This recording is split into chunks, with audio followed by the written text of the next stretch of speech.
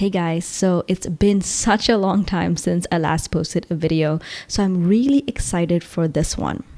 Now, as you know, on this channel, we talk a lot about toxic childhoods and unhealthy parents and the effect that can bring.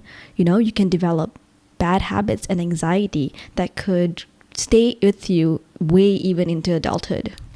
Now, with that all said, the golden question now becomes, what should your parents have taught you? Right? What habits and practices would have completely been a game changer when it comes to how you approach hardships, how you look at yourself, and how you approach life?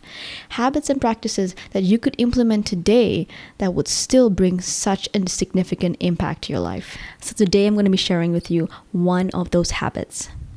Now, for most of you guys watching, including my clients, including myself, we all have wildly different looking childhoods, right?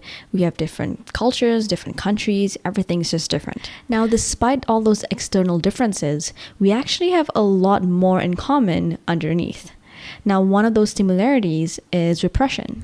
Now, what that means is that the environment that we grew up in either made us really uncomfortable when it comes to emotional expression, made you feel ashamed or made you feel awkward, or it was an environment that was filled with yelling and bullying and a lot of emotional turbulence to the point where you needed to shut out your emotions in order to be safe and not have a mental breakdown, right? If there's a lot of shouting in the house, a lot of screaming, a lot of, verbal abuse nonstop and just very tense energy, you just want to stop feeling so that you can just get through the day, right? So it's either one of those two or maybe both combined.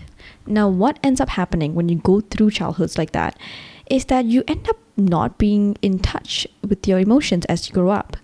Now, a lot of people think that not being in touch with their emotions look like someone who's very moody and gray and like a shell of a human being. And while that could be the case, more often than not being in touch with their emotions looks like a very emotional person. This person is consumed by their emotions. When you go through a bad day or when something bad happens, you crumble, right? You need immediate support because you can't handle yourself.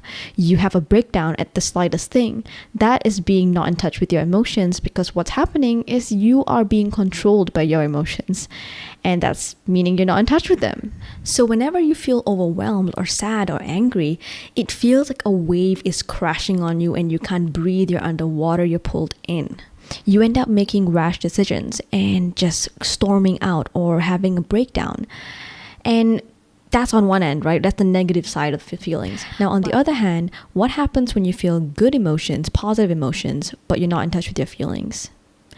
It means you're not able to savor those emotions, savor those feelings. It quickly passes by, and the dominating feeling, if you're feeling out of touch, which is usually gray and sadness, those take over really fast. So a good day, a great moment passes by and immediately leaves. You don't necessarily stay happy for the rest of the day. So happy feelings don't really stay and negative ones consume you.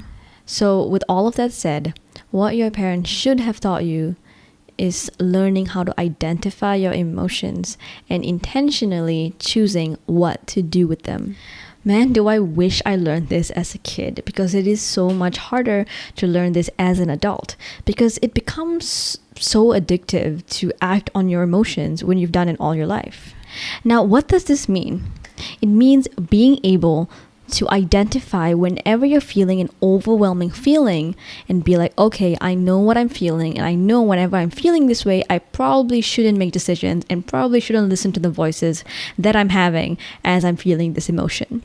So for example, you made a screw up at work and you are feeling horrible and you naturally want to think that you're terrible, you're not a good worker, and all of those negative voices. You should be able to say, I know this feeling, I am very well aware of it, and I know that this feeling isn't always objective. In fact, it's far from objective. And I should probably cool down and let that emotion pass before I listen to whatever it has to say. Now, that is the key part of all of this. Listen to your emotions after you've let the bulk of it pass.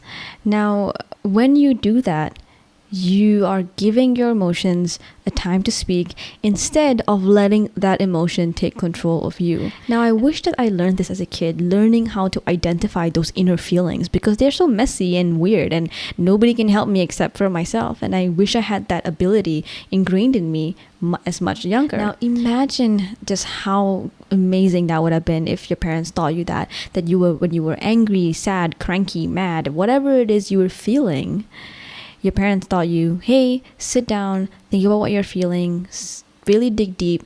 If you need a breather, go and have a breather. Let's talk right after.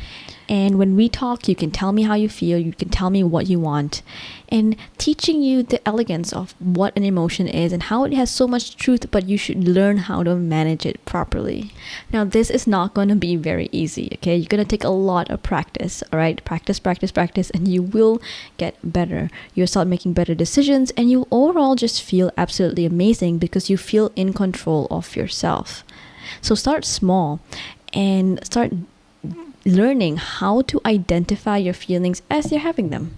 All right, start jotting them down. I'm feeling this today, I'm feeling that today, I'm feeling pretty bleak, feeling pretty happy, feeling pretty sad, groggy, moody, and learn your own little set of rules about how you treat the different emotions that come to you.